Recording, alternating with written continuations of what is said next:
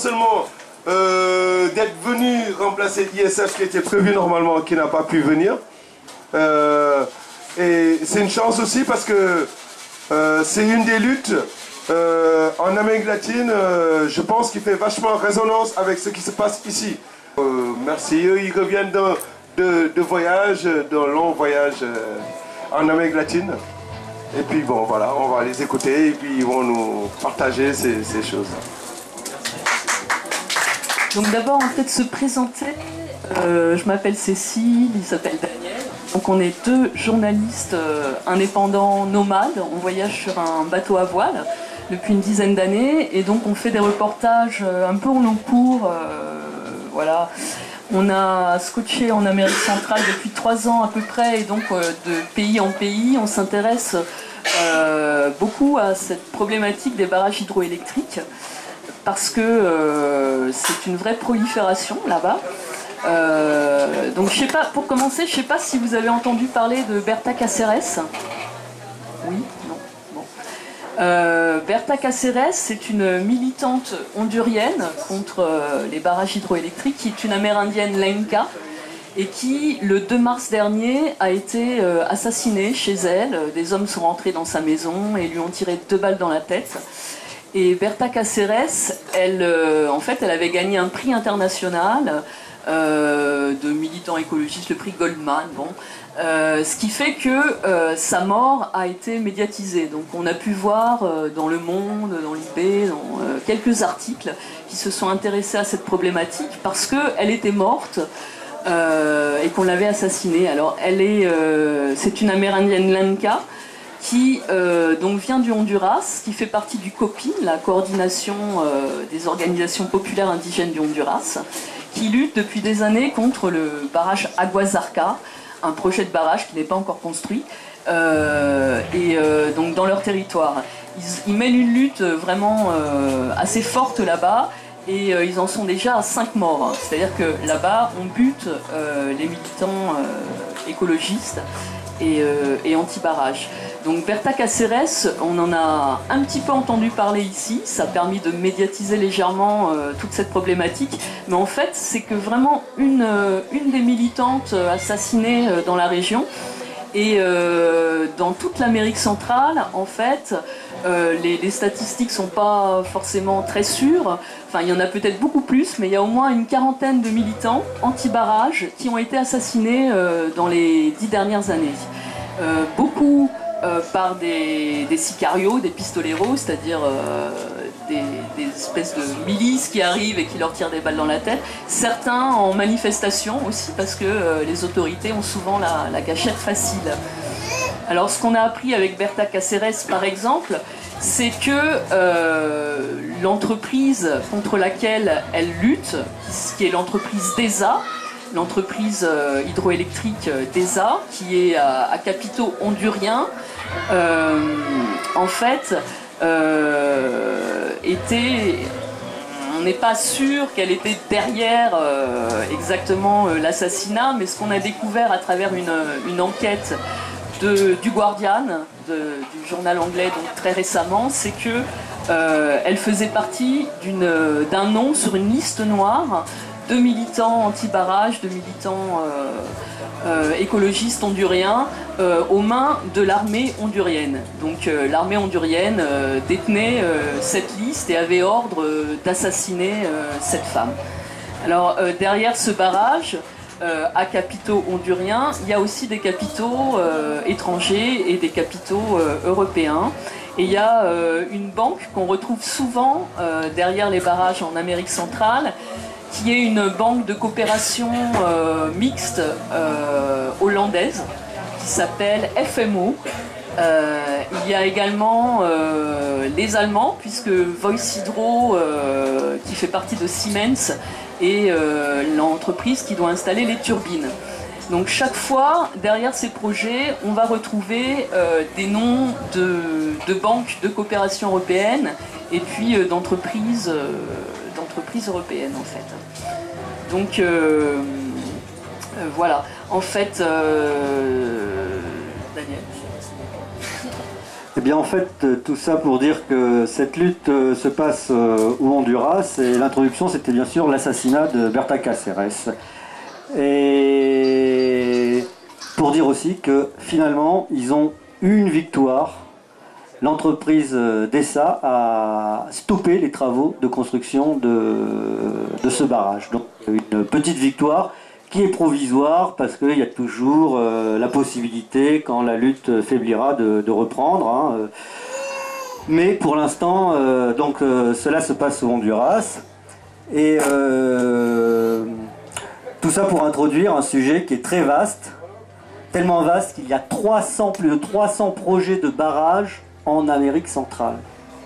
300, c'est-à-dire en partant du Panama qui est ici, Costa Rica, Nicaragua, Honduras, Salvador, Guatemala et Mexique. Sur ces 8 pays, il y a 300 projets de barrages. Au moins, ceux qui ont été comptabilisés, quoi. Et bien sûr, ce qui est étonnant de voir, pas tant que ça finalement, c'est que la plupart de ces projets, de ces concessions qui ont été données sur des terres qui ont été préservées. Et préservées par qui? Je vous le donne en mille, par des peuples amérindiens. Donc, voilà où la problématique se pose, puisque les terres, beaucoup de terres et beaucoup de peuples occupés par les peuples amérindiens sont protégés par des lois internationales, comme l'article 169 de l'OIT.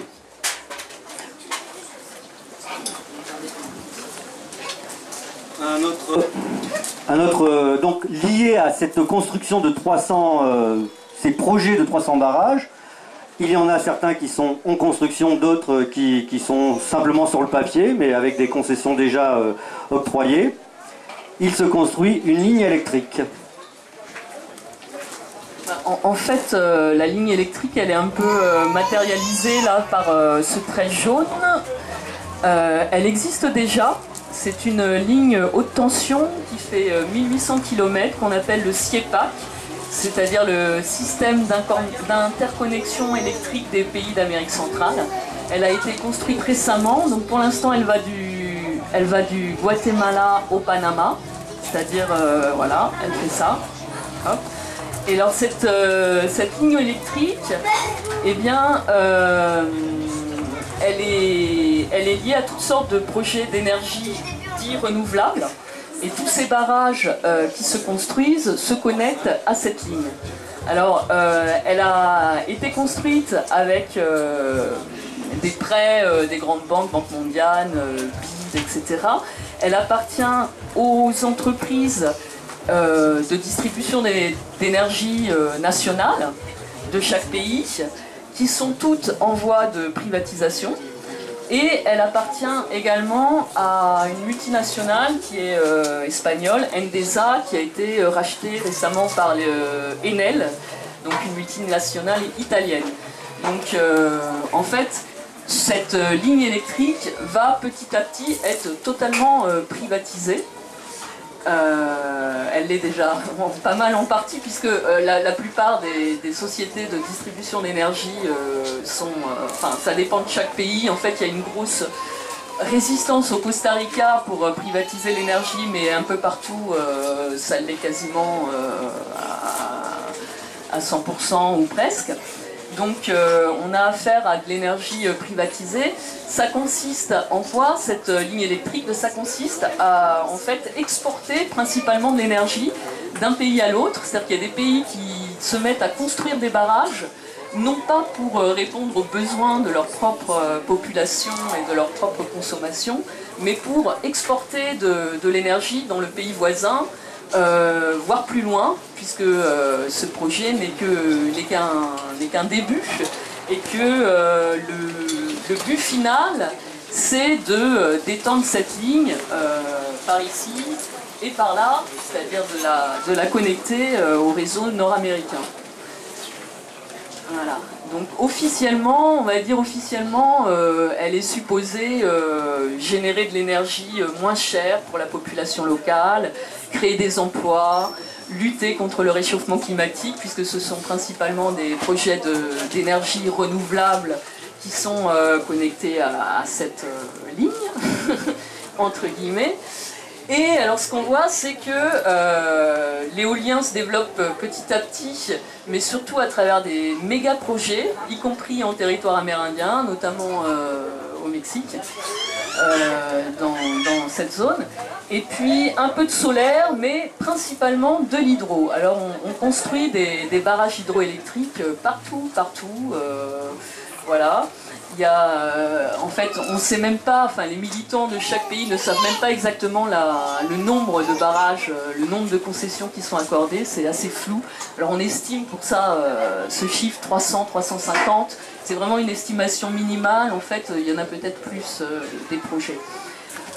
Donc après cette intro, eh bien, nous partons au Panama. Au Panama où il y a un projet qui est bien avancé, on va dire, puisque en fait quand on a commencé le tournage de ce petit documentaire que vous allez voir, le barrage était construit à on va dire 70%, et maintenant en ce moment même ils commencent à le mettre en eau, ils font des essais, d'ailleurs qu'ils remplissent qu'à moitié, ils testent. Il y a de la résistance en ce moment. Il y a des Amérindiens qui sont sur des routes en train de manifester, quoi. Et donc, nous allons au Panama chez les Nobé. Jean-Marie, tu voulais dire quelque chose ? Le petit mot du botaniste, c'est que sur les forêts qui longent les vallées en Amérique centrale, c'est un des endroits du monde où il y a le plus de biodiversité concentrée, quoi.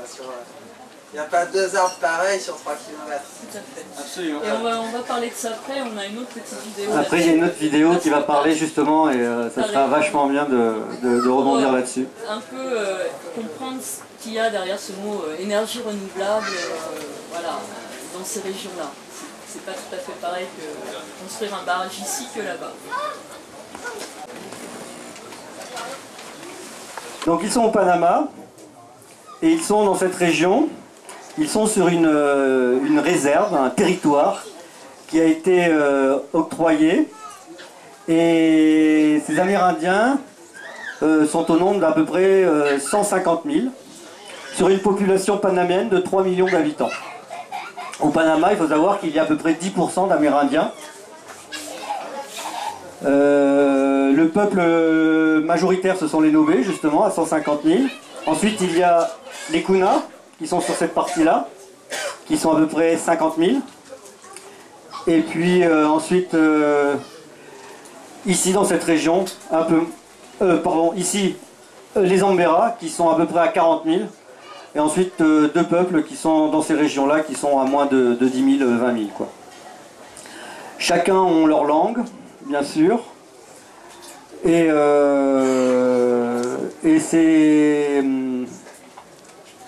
c'est notamment dans cette région ici que sont concentrés les projets de barrage, puisque c'est une région qui est montagneuse. Là, en fait, cette région frontalière entre le Costa Rica et le Panama, c'est une des régions d'Amérique centrale où il y a le plus de barrages hydroélectriques. Il y en a 100 rien que dans la province du Chiriquí, qui est une toute petite région. Ce qui veut dire que sur un même bassin hydroélectrique, il peut y avoir plusieurs barrages. Et que les études d'impact environnementaux se font barrage par barrage, et très rarement d'un point de vue plus général, en fait, pour comprendre quel est l'impact d'autant de barrages dans une toute petite région. C'est la pire, en fait, le Chiriquí, avec énormément de projets de barrages. Alors ce qu'il faut voir, c'est que comment s'accordent les concessions.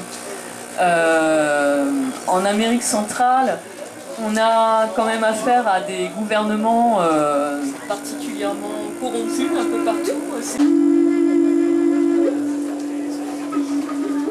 La guerra de los 500 años, de 1492, continúa adelante saqueando, quitando, cavando, matando, destruyendo, haciendo lo que le da la gana. Todavía no se termina eso.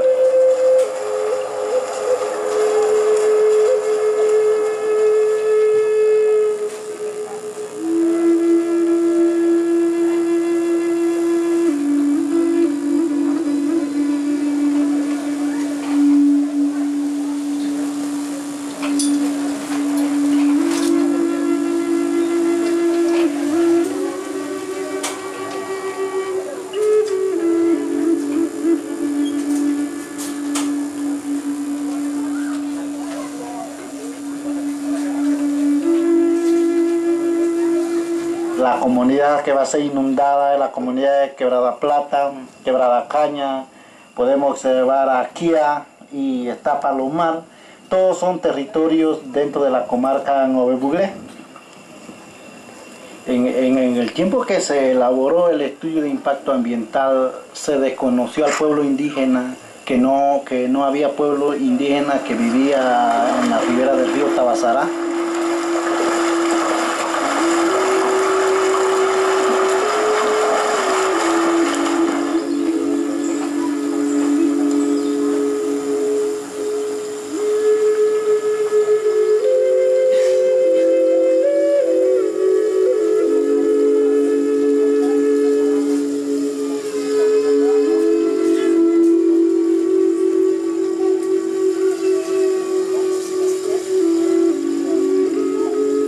¿Cuánto me puede ofrecer el gobierno o la empresa por mi casa?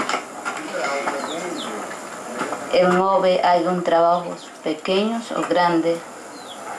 Para el dinerados jamás tienen valor.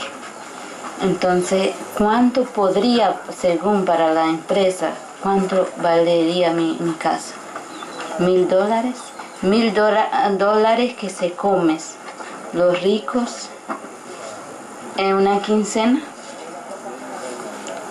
porque los ricos no comen, no viven de $1.000 en un mes. Eso es mentira.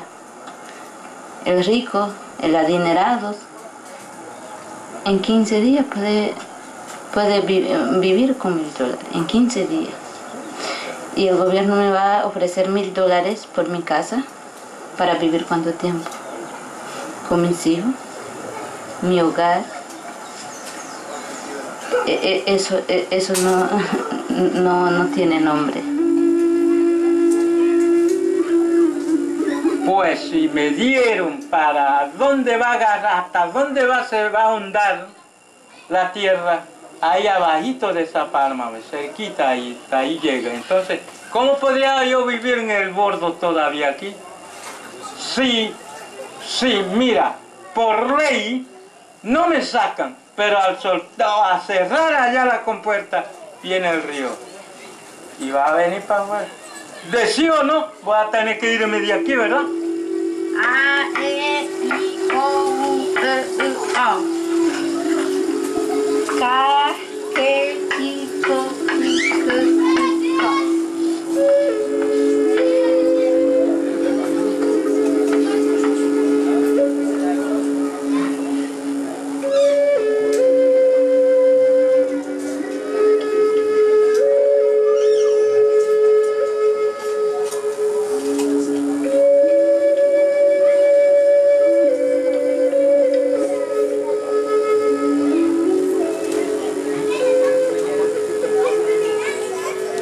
Principalmente esto tiene que ver con un jeroglífico que se nos entregó en 1962. El 22 de septiembre de 1962 vino alguien del cielo y se nos entregó 3 jeroglíficos donde existen letras y su mensaje principalmente era: si el pueblo Move obedeciera con toda su fe a Dios, entonces lograría entender lo que allí estaba escrito. Pero hoy, a través de una escritura y a través de un sistema de educación en donde se empieza a formar la juventud, es un pueblo con vida, como bien todos saben. La parte fuerte de un pueblo está en la parte donde se puede desenvolver a través de un sistema propio de educación.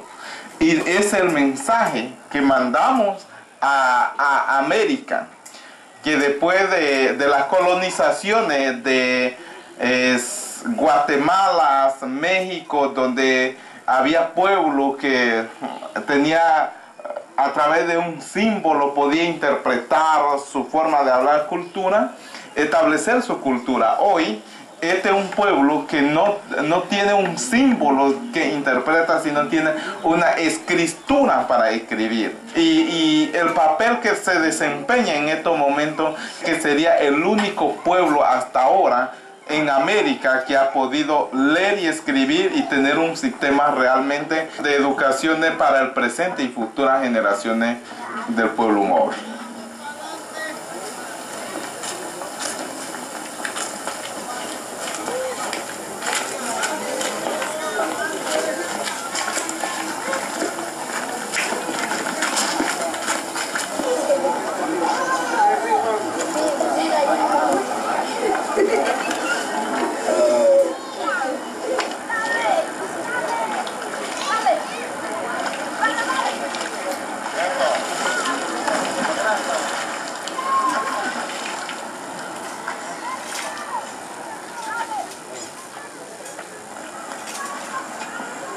Asimismo, para nosotros esto es una violación a nuestro territorio y nuestra ley comarcal. ¿Por qué?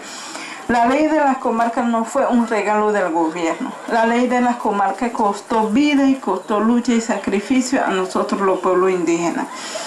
¿Y por qué queríamos la comarca? Para asegurar lo poco que nos queda a nosotros como territorio, agua, todo lo medio ambiente, lo poquito que nos queda. Y esa ley dice, artículo 9 de esa ley dice que la tierra delimitada mediante esa ley no se puede apropiar, no se puede adjudicar, no se puede titular por ninguna causa. Entonces, porque esta tierra es una delimitación especial con carácter de colectividad para toda la población indígena.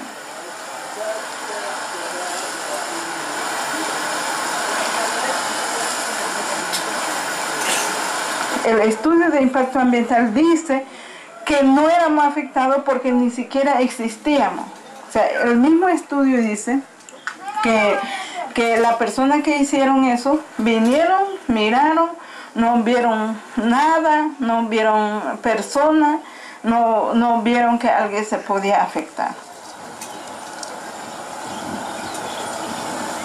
En estas áreas que están dentro del río Tabasará y que son servidumbre pública, no existen personas viviendo. O sea, en estas tierras que ustedes han mencionado y que son parte del conflicto, en estos momentos no viven, no hay asentamientos. No hay asentamientos, ni de personas, ni de actividades económicas. Esto es importante.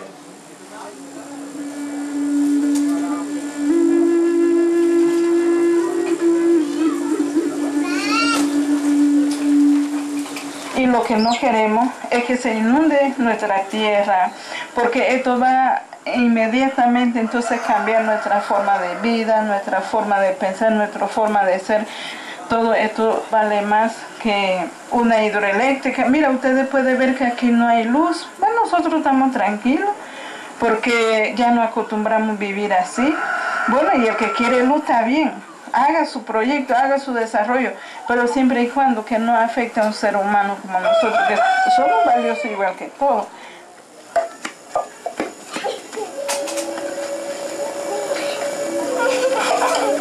Además, aquí el Mover no compra el agua, no compramos la tranquilidad, no compramos la historia nuestra, como ejemplo el petroglifo, los lugares históricos, no lo compramos, eso está ahí. Y aunque haya eso, para mí no tiene el mismo valor del hogar, de lo que yo convivo en mi hogar. Hablándose de toda la naturaleza, porque cuando hablamos de la naturaleza no hablamos de una sola cosa, estamos hablando del agua, del aire, de la tierra, de los árboles, de los aves, de los animales, que son diversos y de una manera u otra vivimos de eso.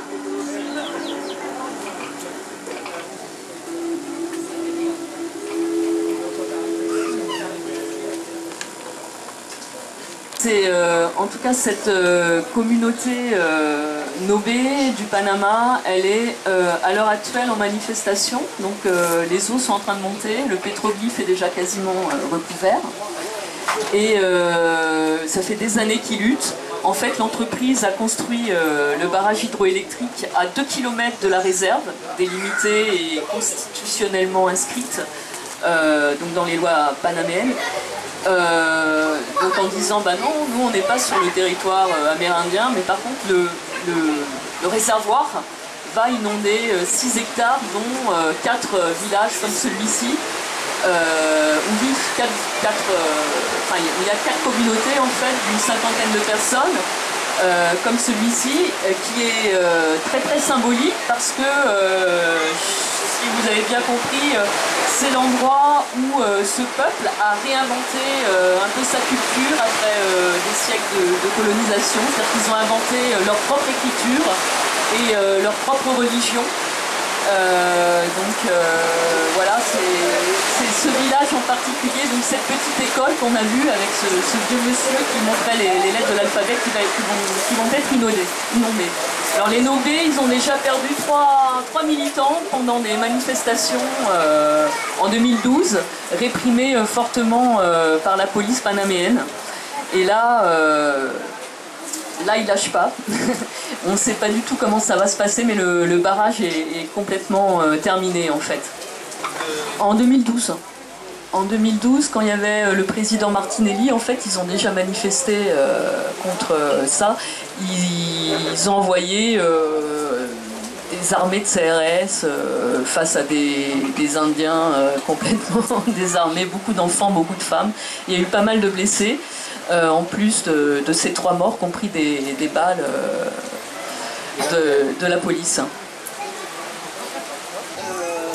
En fait, il y a l'association mexicaine des affectés par les barrages qui a dressé une carte qui est assez intéressante, uniquement des militants anti-barrages assassinés en Amérique centrale.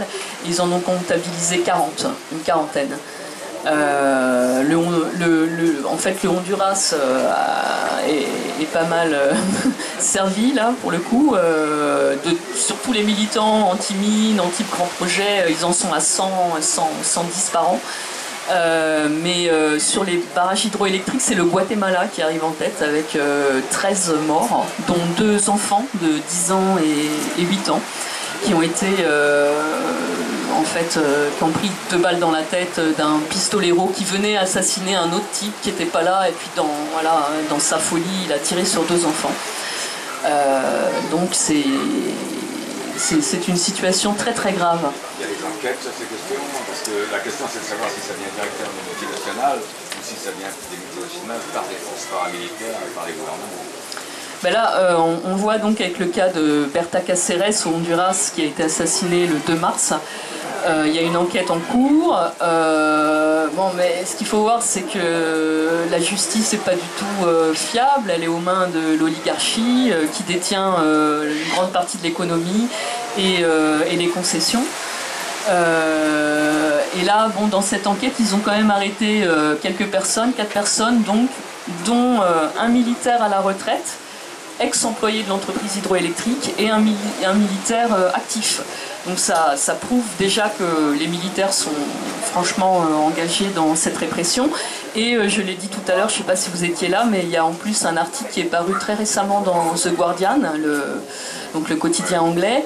Et eux, ils ont réussi à interviewer donc un jeune militaire hondurien qui a démissionné en fait, qui est parti probablement au Mexique, et qui a dévoilé qu'il avait eu entre les mains une liste noire qui circulait donc au sein de l'armée hondurienne, une liste noire de militants assassinés où Berta Cáceres était inscrite. C'est pour ça que lui a démissionné, parce qu'il considérait que c'était pas son rôle d'assassiner des militants.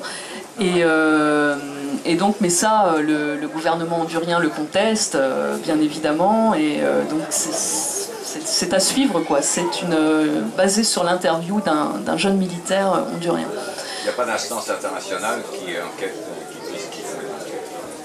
Alors, ce qu'il faut voir, c'est que tous ces barrages rentrent dans le cadre de la lutte contre le réchauffement climatique et ont tous des agréments de mécanismes de développement propres.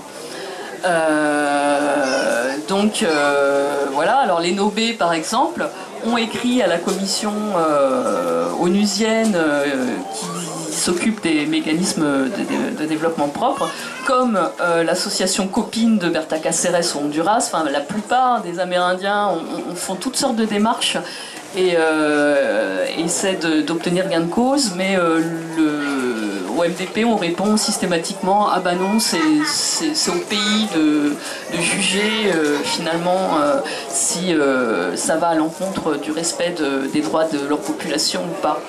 Et nous, on a posé la même question en fait au directeur de la ligne électrique SIEPAC. On est allé les interviewer dans leur bureau et on leur a demandé est-ce que, je ne sais pas, le SIEPAC, il ne devrait pas avoir une charte des droits de l'homme qui, quand même, puisse garantir que tous ces barrages que vous construisez ne vont pas violer les droits des populations, notamment amérindiennes. Et le gars nous a répondu tranquillement là dans son bureau, l'électricité, vous voyez, c'est un peu comme de l'eau dans des tubes, ça circule dans des câbles, et puis c'est très très dur de savoir si ça vient d'un territoire amérindien ou pas, ou si ça, voilà. Donc c'est pas leur problème en fait. Jusqu'à maintenant, aucune communauté amérindienne n'a eu gain de cause auprès de l'ONU et de ce mécanisme de développement propre, entre guillemets. C'était plutôt de savoir quel mouvement ils pouvaient faire pour faire parler d'eux, quelle forme de mouvement ils revendiquaient. Manifestations, bloquer les routes, bloquer les chantiers, je sais pas. Leur principale manifestation, c'est par la route, le piquet de grève, bloquer une route, c'est uniquement ça. Ils ont quelques relations entre les peuples par des associations, mais c'est limité parce que c'est surtout une question de moyens. La plupart de ces populations vivent avec $1 par jour, donc pas beaucoup de moyens. Ils ont quelques ONG qui les aident. Donc on va regarder cette petite vidéo qui va un peu nous éclairer sur voilà, est-ce que l'hydroélectricité est vraiment renouvelable, principalement dans des pays tropicaux. Alors peut-être je reviens sur un petit point qui a été dit mais qui est important, c'est quand même, le scientifique dit qu'un barrage en milieu tropical peut émettre autant de gaz avec des effets aussi forts que si on brûlait une quantité d'hydrocarbures pour générer la même quantité d'électricité. C'est énorme. C'est-à-dire que c'est énorme. Est-ce que... Sur la vie totale du barrage.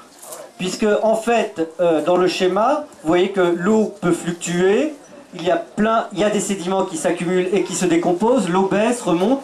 Cela crée en permanence un dégazage, une diffusion de méthane. Et comme on sait que le méthane est 10 fois plus nocif comme gaz à effet de serre que le gaz carbonique, au total, un chercheur brésilien du nom de Philippe Fersil travaille là-dessus. C'est des recherches qui sortent là ces derniers temps, ces derniers mois, qui lui essaye de calculer ça. Lui, le professeur Lobo, c'est très difficile comme il dit, mais il en vient à penser que si on brûle autant de pétrole pour générer 1 kW en électricité, si on le fait avec un barrage, il va y avoir autant d'effets que si on produisait 1 kW avec un barrage en milieu tropical. Alors qu'il y a la construction du barrage qui est aussi... En plus, puisque la construction du barrage va générer de la déforestation, ça va raviner les sols dans des milieux tropicaux où la pluie est énorme. Le ciment, c'est aussi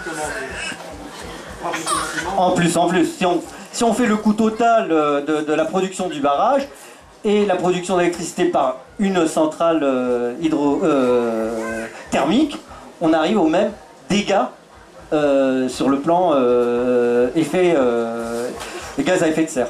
Alors, il y a même des chiffres, ils parlent de 50 ans. Pour qu'un barrage commence à être neutre, point de vue impact, ils parlent de 50 à 60 ans. C'est-à-dire qu'il faut 60 ans de fonctionnement du barrage pour qu'il commence à être notre point de vue impact écologique sur... Et en plus, je dirais que non, parce qu'en fait, toute sa vie, comme la fluctuation des eaux du barrage, puisque dans les eaux tropicales, en une semaine, des plantes repoussent. Et si tu les inondes de nouveau, elles vont pourrir de nouveau. Donc redégagement de CO2 et de gaz méthane, qui est 10 fois plus, qui a un potentiel 10 fois plus fort que le CO2, le gaz méthane, pour un potentiel de nuisance pour la couche atmosphérique. Est-ce que l'électricité propre, ça existe? Ben ça, pas trop. Alors maintenant, il y a des Amérindiens qui veulent de l'électricité. Et il y a un autre film qu'on a fait sur un peuple amérindien qui a demandé de l'électricité. Alors comment répondre à cette demande? En fait, alors c'est vrai qu'il y a certains pays se tournent, enfin en Amérique centrale, se tournent vers l'hydroélectrique pour voilà, réduire l'électricité produite par les centrales thermiques. Donc moins de pétrole.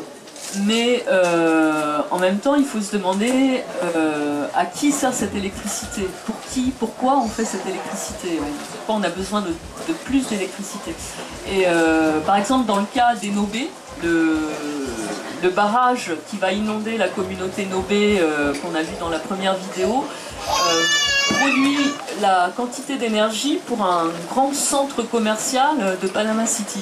Donc vous savez, c'est voilà, les grands centres, les malls à l'américaine, c'est extrêmement consommateur. Là on est dans des pays tropicaux où on construit des tours à air conditionné, où on construit des centres commerciaux à air conditionné. Donc voilà, il faut se demander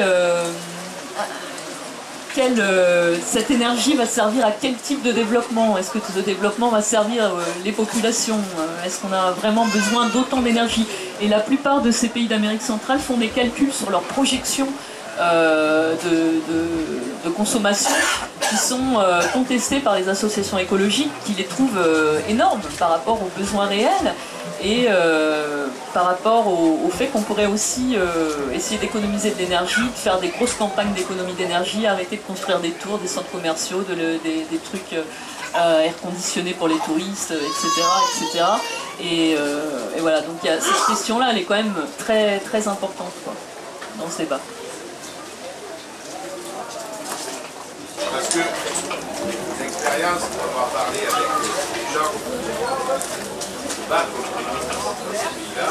À l'heure actuelle, ce qu'on leur retourne, c'est pour que vous fassiez un choix. Ou on vous donne du travail, et vous ne faites pas chier sur les droits environnementaux, ou effectivement on se barre et on va ailleurs. Et donc même des difficultés, même entre eux, c'est-à-dire qu'il y a des gens qui disent qu'est-ce qu'on doit payer. Mais c'est pas vrai que là-bas, c'est que chez nous. C'est-à-dire il y a bien le projet chez nous, on met en avant le travail qui va être généré en utilisant ou en racontant pas, parce que les gens ont comme ça, mais voilà. Est-ce que là-bas ça existe? Eh bien justement, c'est une histoire de taille, on pourrait dire, mais c'est qu'une partie de la réponse, parce que je dis ça un peu comme si c'était la vérité. Non, c'est en partie dû à la taille. Un barrage comme Barro Blanco, le premier sur les Nobé, non pas du tout, c'est juste des ingénieurs, des travailleurs qui arrivent d'autres villes, qui font ça et qui se barrent, et puis voilà quoi. Là, on va voir un autre documentaire qui se passe au Guatemala, notamment, et là la question est très pertinente puisque ce sont ces 3 communautés, 3 villages, qui ont décidé d'avoir de l'électricité. Ils n'en avaient pas. Et donc eux, ils ont dit, on veut de l'électricité. Mais alors comment on fait pour en avoir? Pour avoir un impact minimum? Eh bien on va découvrir cela avec eux, quoi. Voilà, c'est un barrage au fil de l'eau. Donc fil de l'eau, c'est une définition assez précise, c'est que le bassin doit se remplir en moins de 2 heures, quoi. C'est la définition, on va dire, légale. Et donc on se rend compte que pour répondre à la question, c'est la manière de produire de l'électricité va conditionner notre consommation. Puisque là, ils font pour à peu près moins de 300 usagers, c'est prévu pour 300 usagers, avec 90 kW. Ce qui est bien inférieur à notre consommation, à votre consommation. Voilà quoi. Et qu'est-ce qu'ils ont comme consommation d'énergie? Ils ont frigo, congélateur, non? Dans cette communauté, ils commencent à avoir frigo, on a vu là, frigo, TV. Donc avant ils n'avaient pas tout ça. Ouais. Et les soap-opéras, les telenovelas qui arrivent aussi. Oui, alors ça va avec. Ça va avec. Mais en fait, le Guatemala, par exemple, a plein de projets de barrages et on a construit pas mal. Et c'est le premier exportateur d'électricité, c'est-à-dire que ces communautés-là voient passer les câbles à côté, mais c'est pas pour eux. L'électricité, elle est pour exporter. Donc là, on est dans un projet de tout le CIEPAC, c'est un projet de libéralisation du marché électrique à l'échelle régionale, qui n'est pas du tout fait pour les besoins de la population. Mais pour exporter, ce sont des capitaux qui vont être de plus en plus privatisés et qui cherchent à exporter, à vendre l'électricité ailleurs. Ça va être connecté bientôt avec les États-Unis. Par le sud, la ligne va être connectée à la Colombie. Alors là, il y a un gros problème. Alors on va voir justement, la ligne s'arrête là et il faut qu'elle rejoigne la Colombie. Alors, toute cette partie-là, il y a des personnes ici qui le savent bien, c'est que de la forêt. On passe pas, il n'y a pas de route. Donc ils vont être obligés de faire passer la ligne électrique soit par voie maritime, soit par là dans les communautés amérindiennes qu'on va voir là tout de suite dans le Kunayala. Donc c'est des Amérindiens Kuna qui vivent sur un territoire autonome et qui, eux, sont sollicités pour faire passer cette ligne haute tension internationale sur leur territoire, alors qu'ils n'en ont absolument pas besoin. Mais ils ont décidé quand même d'avoir de l'électricité. Mais du coup, ne pas être reliés à un système classique, soit des grandes lignes qui arrivent du pays, ou soit des générateurs, parce qu'il y a quelques îles qui ont des générateurs qui utilisent de l'essence ou du gasoil. C'est vrai que c'est important que ce soit choisi par les gens et que comment les moyens de production soient près des lieux de consommation. Absolument. Absolument. La preuve en est pour ce village au Guatemala et là ce que nous allons découvrir.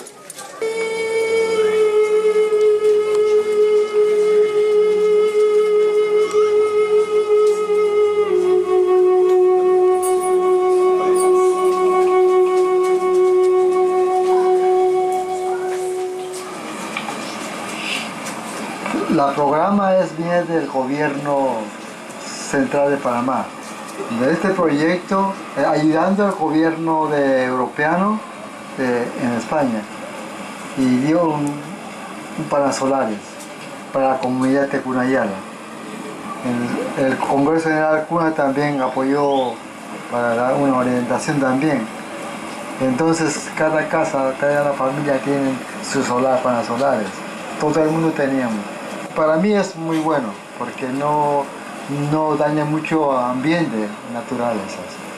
Pero la eléctrica, por ejemplo aquí en el pueblo de Mambitupu, las áreas no le gustan empresas eléctricas. También es bueno para mí, ¿no? Cuando hay luz o en la noche puede leer y escribir algo, hacer cosas, ¿no? Y también yo veo mucha nueva generación, ellos tienen televisión, tienen malos programas, se ven, no tienen buenas películas buenas, películas malas. Nabir Murmakega, Lantakin de Urma y de Esteranito, de Nabir Verimur, Palo Pigan Morma y de Dagan Luz a Nabeta. En ese tiempo, hace 2 años atrás, no tenemos panasolares, la mayoría de la gente tenemos radio, utilizan batería, pilas. También daña la naturaleza, ambiente.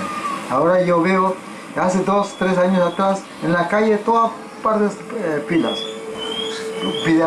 Baterías usadas, pequeñas, ¿no? Pequeñas. Ahora ya no lo veo.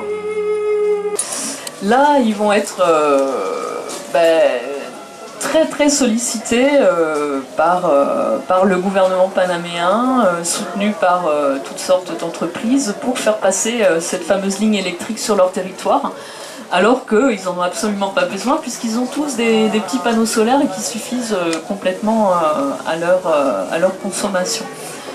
Et donc derrière tout ça, derrière cette ligne électrique et derrière tous les barrages qui vont avec, il faut comprendre qu'il y a beaucoup d'argent qui viennent de la communauté européenne, soit à travers des entreprises carrément, qui sont des entreprises qui construisent, qui participent à la construction des barrages, des turbines, etc. Soit des banques, qui sont souvent des banques de coopération, qui financent le secteur privé des pays du Sud. Alors nous en France on a Proparco par exemple, ça s'appelle Proparco. Proparco finance notamment un barrage dans le Chiriquí panaméen, une zone où il y a tellement de barrages que l'an dernier il y a eu des grosses manifestations de paysans, il n'y avait plus d'eau pour irriguer les champs, et il y a même eu des problèmes pour la consommation de la population locale en eau. Il y a également toutes sortes d'activités touristiques qui avaient lieu avant sur ces fleuves, notamment canyoning, etc., qui ne peuvent plus se réaliser. C'est une perte d'emploi pour les gens localement. Donc derrière tous ces barrages, il faut comprendre ça, qu'il y a beaucoup de sous de l'Union européenne. Et c'est pour ça qu'il est important d'internationaliser les luttes. Parce que voilà, nous on peut faire de notre côté pression localement, et c'est ce qui s'est passé par exemple au Honduras quand Berta Cáceres est morte. Il y a eu une campagne internationale, on va dire, contre ce projet de barrage et pour soutenir le COPIN, l'organisation de Berta Cáceres. Et du coup, FMO, donc la banque hollandaise mixte qui finance le projet de barrage, et puis une autre banque allemande ont provisoirement, c'est seulement provisoirement, mais ont provisoirement gelé leurs aides au Honduras. Donc en fait, nos pressions, nous, sur les financeurs européens sont vachement importantes, parce que sans ces fonds-là, effectivement, il n'y a plus de projet de barrage.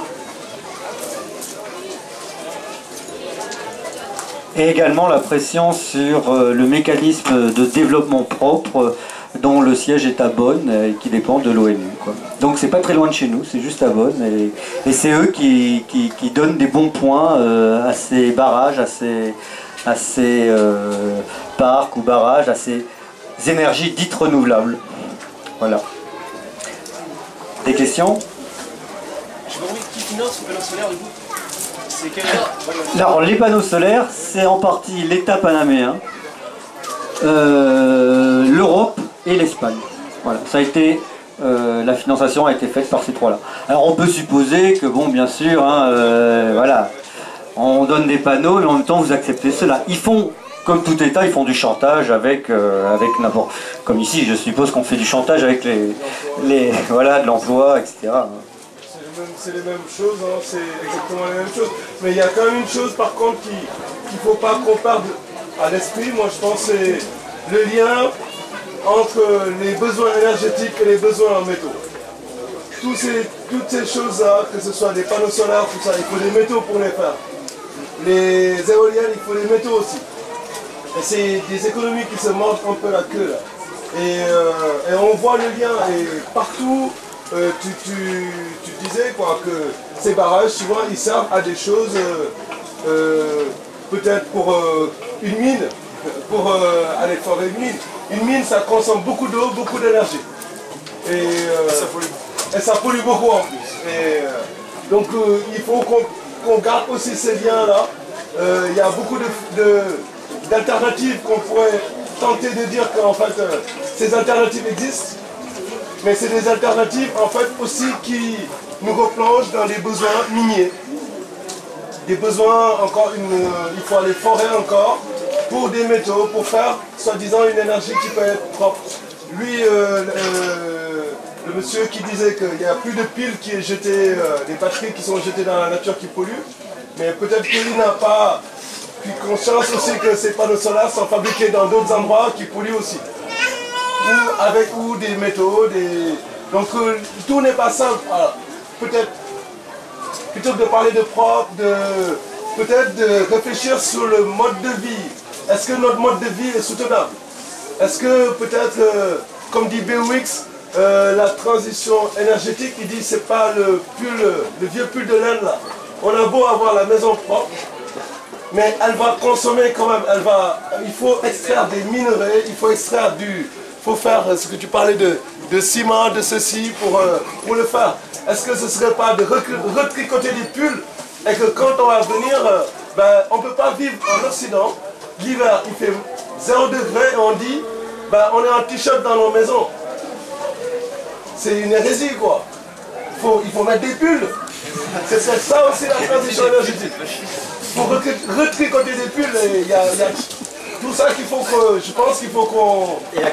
Et la consommation. Parce qu'en fait, c'est pour... Parce que leur consommation, elle est très minime. C'est un panneau solaire de 100 watts pour une maison. C'est la même logique. C'est très petit. C'est très petit aussi. C'est une histoire de consommation également. Mais en Chine, ils consomment beaucoup moins que nous. Il y a 10 ans, on disait un Américain polluait, je ne sais pas combien de milliers de fois qu'un Chinois. Mais là, actuellement, le gros problème, ça va être la Chine, quand ils vont se mettre à vouloir consommer comme nous. Donc il faut aussi qu'on voit déjà le problème. Est-ce qu'ils sont obligés de faire les mêmes conneries qu'on a fait nous? Il faut qu'on, à l'échelle... Mais leur demander de rester à la bougie, effectivement, ils sont quand même contents d'en être sortis. Non, mais... Et de pouvoir faire d'autres choses que... Je donne pas... Je pense que c'est effectivement chez nous qu'il faut... C'est nous le problème en fait. Non, on ne donne pas de leçons, c'est juste de réfléchir globalement. Je pense qu'il faut retrouver la simplicité. C'est vrai que la consommation énergétique, elle peut être utilitairement utilisée. Après, c'est comment définir nos besoins, choisir des appareils qui consomment peu pour offrir le plus de services possible. Et ça, nous, on a une installation autonome, ça fait 8 ans qu'on est débranché, donc on consomme, mais on a optimisé notre consommation électrique, il y en a d'autres, mais c'est vachement intéressant. On ne va pas renier l'électricité, mais on va la consommer avec parcimonie, parce qu'on sait que ça a un impact sur l'environnement.